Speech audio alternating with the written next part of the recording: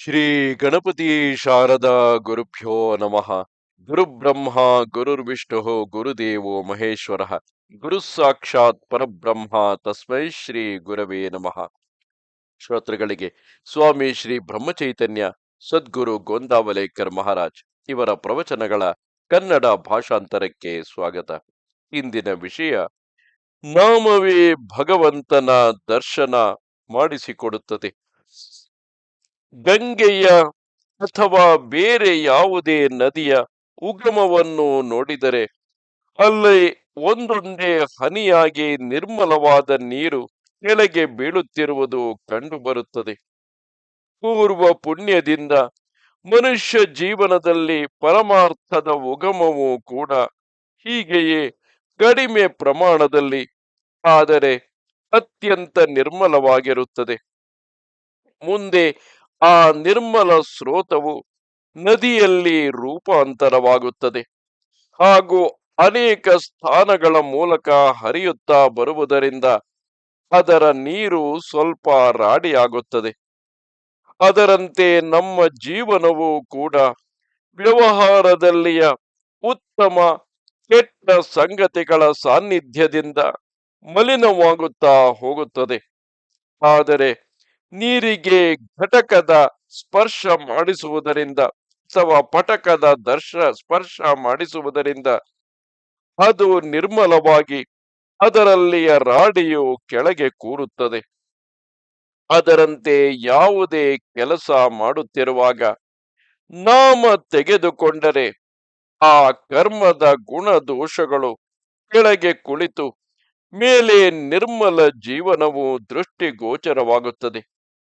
ಯಾವುದೇ ಘಟ ಗಡ್ಡ ಬೆಳೆಸಿದ ಸಾಧುವು ಪರಮಾರ್ಥವು ಹೀಗೆ ಇರುತ್ತದೆ ಹಾಗೆ ಇರುತ್ತದೆ ಎಂದು ಹೇಳತೊಡಗಿದರೆ ನೀವು ಸ್ವಚ್ಛಂದವಾಗಿ ಎದೆಯ ಮೇಲೆ ಕೈಯಿಟ್ಟು ನಾಮದ ಹೊರತಾಗಿ ಪರಮಾರ್ಥವೇ ಇಲ್ಲ ಎಂದು ಹೇಳಬಹುದು. ಕರ್ಮ ಮಾಡುತ್ತಿರುವಾಗ ನಾಮ ತೆಗೆದುಕೊಂಡು ಸಮಾಧಾನದಲ್ಲಿ ಇರುವುದೇ ಪರಮಾರ್ಥವಾಗಿರುತ್ತದೆ.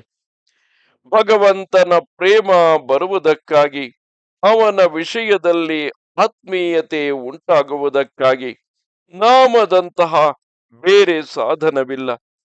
ಮಮತ್ವ ಮಮತ್ವ ಭಾವನೆಯ ಪ್ರೇಮವು ಎಷ್ಟು ಬಲಿಷ್ಠವಾಗಿರುತ್ತದೆ. ಒಬ್ಬ ಹುಡುಗನು ತನ್ನ ತಾಯಿಯ ಹತ್ತಿರ ಇರುತ್ತಿದ್ದನು. ಮುಂದೆ ಅವನ ಮದುವೆಯಾಯಿತು. ಅವನು ಹೆಂಡತಿಯನ್ನು ತನ್ನವಳೆಂದು ತಿಳಿದನು.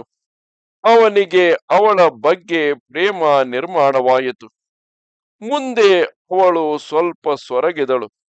ಆಗ ಅವನಿಗೆ ಇವಳು ಬಹಳ ಜಾಣೆಯಾಗಿರುತ್ತಾಳೆ, ನಿಜವನ್ನು ಹೇಳುವುದಿಲ್ಲ, ಇವಳಿಗೆ ನನ್ನ ತಾಯಿಯು ಕಷ್ಟ ಕೊಡುತ್ತಿರಬಹುದು ಎಂದು ಅನಿಸಿ ಅವನು ಬೇರೆಯಾದನು. ನಮ್ಮವರೆಂದು ಅನ್ನುವುದರಿಂದ ಎಷ್ಟು ಪ್ರೇಮ ನಿರ್ಮಾಣವಾಗುತ್ತದೆ.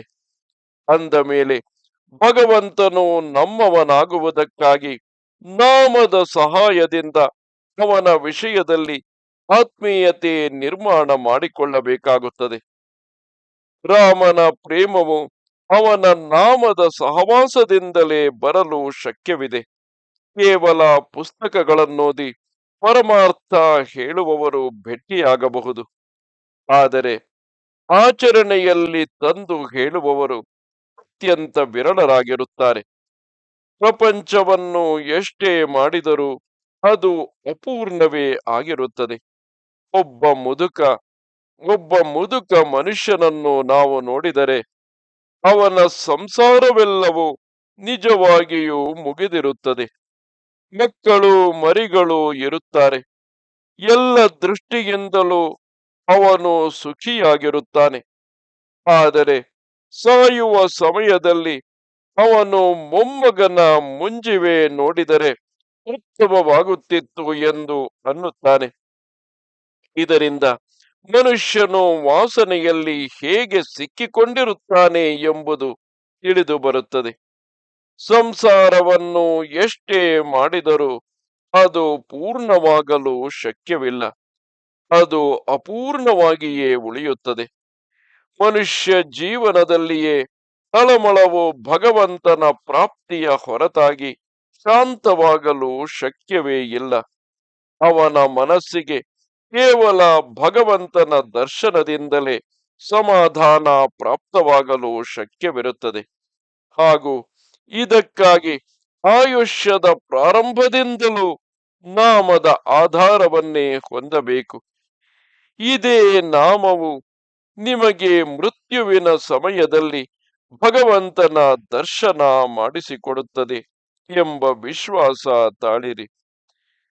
ನಾವು ಬೇಡಿದ್ದನ್ನು ಭಗವಂತನು ಕೊಡತೊಡಗಿದನೆಂದರೆ ನಮಗಾಗಿಯೇ ಅವನಿಗೆ 24 ಗಂಟೆಯು ಕಾರ್ಯಶೀಲನಾಗಿರಬೇಕಾಗುತ್ತದೆ. ಇಷ್ಟಾದರೂ ನಮ್ಮ ಪ್ರಪಂಚವು ಅಪೂರ್ಣವೇ ಉಳಿಯುತ್ತದೆ. ನಮಸ್ತೆ ಶಾರದೆ ದೇವಿ, ಕಾಶ್ಮೀರ ಪುರವಾಸಿನಿ. ತ್ವಾಮಹಂ ಪ್ರಾರ್ಥಯೇ ನಿತ್ಯಂ, ವಿದ್ಯಾದಾನಂಚ ದೇಹಿಮೆ. ನಮಸ್ಕಾರ.